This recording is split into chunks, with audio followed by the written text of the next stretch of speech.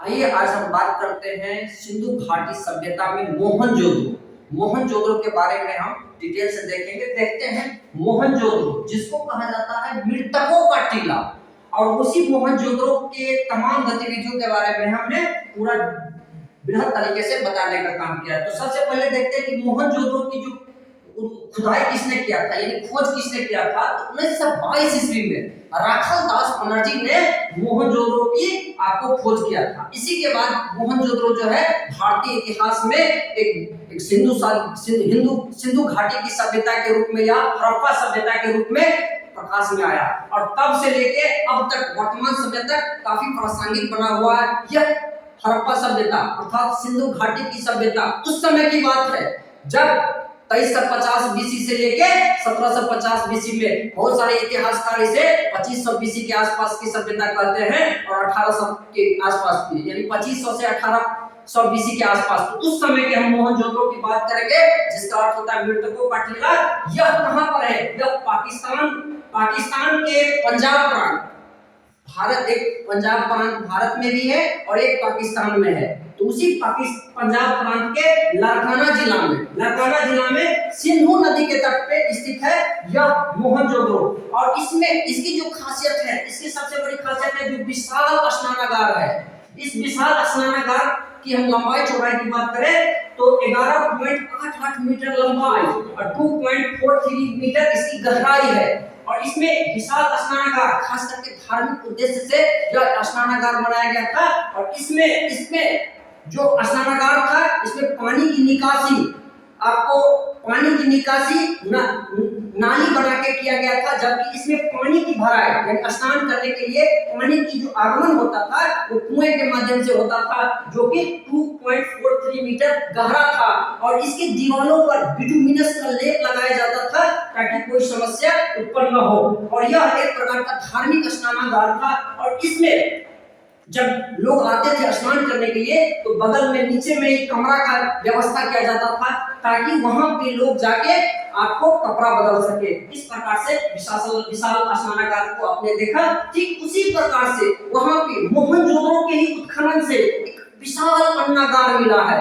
इस अन्नागार में 45.71 मीटर इसकी लंबाई है, जबकि 15.23 मीटर इसकी चौड़ाई है। तो आखिर अन्नागार में क्या मिलता था? तो अन्नागार में जो है अन्न, जो खाद्य सामग्री थे इसको स्टॉक किया जाता था ताकि समय समय पर इसे निकाल करके अन्न आपूर्ति किया जाए। ठीक उसी प्रकार से आप देखते हैं कि मोहनजोदड़ो के उत्खनन से ही कंस की नर्तकी की मूर्ति, यानी आपको देखेंगे बहुत सारी देवी देवता जो हमने आपको बताया था, मोहनजोदड़ो से एक कंस की मूर्ति मिली है जिसमें उसके गर्भ से जो उनके गर्भ से एक पौधा निकलते हुए दिखाया गया है, जो कि यह कहा जाता है कि यह उर्वरता की देवी है। तो यह यहीं से मिला हुआ है आपको क्या कहते हैं मोहनजोदड़ो से। दूसरी बात, इसी मोहनजोदड़ो से आप देखते हैं कि जो कंस की मूर्ति मिला है वो आपको नृत्य के रूप में दिखाया गया है, जो कि कांसे की मूर्ति थे, इसलिए इनको कंस युगीन सभ्यता भी कहा जाता है। तो आप देखते हैं इसी प्रकार से पशुपति महादेव की मुहर, पशुपति जो शिव है उनको देखते हैं, उनकी मुहर मिला है कहां से? तो मोहनजोदड़ो से मिला है, पशुपति महादेव की मुहर। और इसके जो पशुपति महादेव मिले हैं इनके सर पे 3 सिंह यानी 3 शेर का एक चित्र मिला है, और वो त्रिशूल की भांति लगता है। इसी से अनुमान लगाया गया ये पशुपति शिव है। ठीक उसी प्रकार से उनके चारों जो योग मुद्रा में बैठे हुए, जैसे शिव जी बैठते हैं उसी योग मुद्रा में वो बैठे हुए थे, और उन्हीं के चारों ओर आपको विभिन्न पशु देखने का मौका मिलता है। वो पशु में हिरण, हाथी, बाघ, गेंडा, भैंस जो चारों ओर उनके बैठे हुए थे। ठीक आगे हम देखते हैं कि वहीं पे मोहनजोदड़ो में दाढ़ी वाले मनुष्य की एक पत्थर मिला है। कहां? मोहनजोदड़ो की खुदाई से।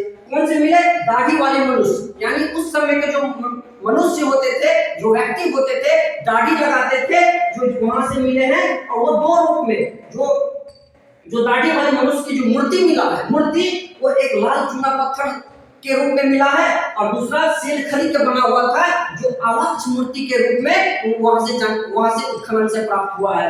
ठीक आप देखते हैं बुने हुए कपड़े का प्रमाण हमें मोहनजोदड़ो से मिलता है। आज भी हम लोग वस्त्र पहनते हैं, उस समय में भी देखते हैं कि मोहनजोदड़ो के उत्खनन उत्खनन से हमें बहुत सारे ऐसी मूर्ति मिले हैं जो कपास और ऊन से बना हुआ है, और उसकी कताई से उस समय में भी आपको वस्त्र तैयार किया जाता था, जो कपास का पहला वर्णन हड़प्पा सभ्यता से मिलता है। जो मोहनजोदड़ो के उत्खनन से बहुत सारी मूर्ति मिले हैं जिनमें आपको यह प्रमाण मिलता है कि वहां के लोग आपको वस्त्र धारण करते थे। ठीक इसी प्रकार से मैंने पूरे मोहनजोदड़ो को बताने का काम किया।